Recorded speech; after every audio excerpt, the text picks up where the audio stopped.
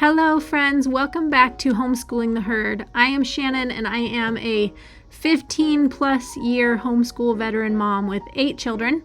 I wanted today to talk real quickly about a few of my language arts tips that I have for homeschooling. The first tip is to pick a curriculum and stick with it.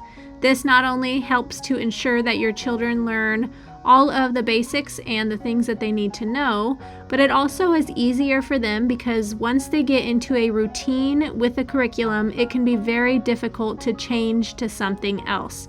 I have noticed over my years of homeschooling that language arts curriculums cover the same thing. It doesn't matter which one you are using, they cover the same grammar concepts, the same punctuation concepts, spelling words, writing.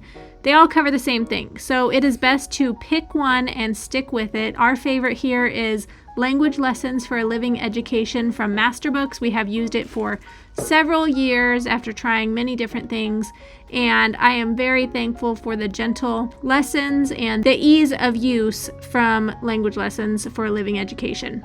My second tip for you is to not rush. Everyone thinks that they have to hurry through their language arts curriculum so that they can stay on track with the grade or the level of their child. But what I do in my house is start at the beginning of the curriculum. Whenever they enter into first grade after learning phonics, then you move on to the first grade level. You go up from there. But I've also learned that once a child gets around the 5th or 6th grade age, they can grasp these concepts so much easier. So I will use my 6th grader as an example. This year she is doing the second half of the 5th grade level or level 5 of Language Lessons for a Living Education from Masterbooks. Last year when she started 5th grade, she began level 5. She did the first half throughout the year last year, and now she's doing the second half for her 6th grade year. Then next year when she goes into 7th grade, we will completely skip the 6th grade level of Masterbooks language lessons, and she will begin the 7th grade level instead, skipping the 6th grade and moving on to 7th grade. I have had no problem with my children doing this in the past. I have older students than her that have done the same thing, and they have easily been able to jump in whatever level I give them and move forward with it, knowing the concepts that they need to know. Like I said before, being patient is very important. Learning to read and learning grammar are very difficult things. There are a lot of processes and things happening all at once to be able to understand how grammar and the English language works.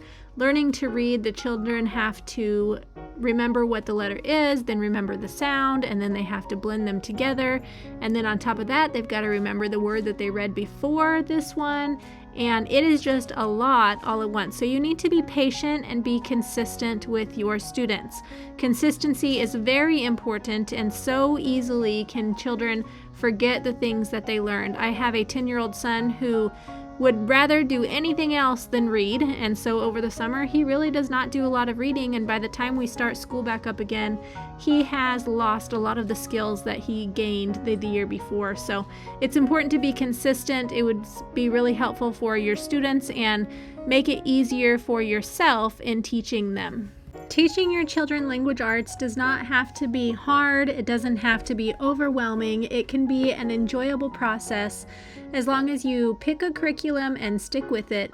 Be patient and also be consistent. I hope that these tips were helpful for you. I thank you so much for watching today. I hope you enjoyed and appreciated this video. Let me know in the comments if you have any more tips and tricks, and I will see you all on the next video. Bye-bye.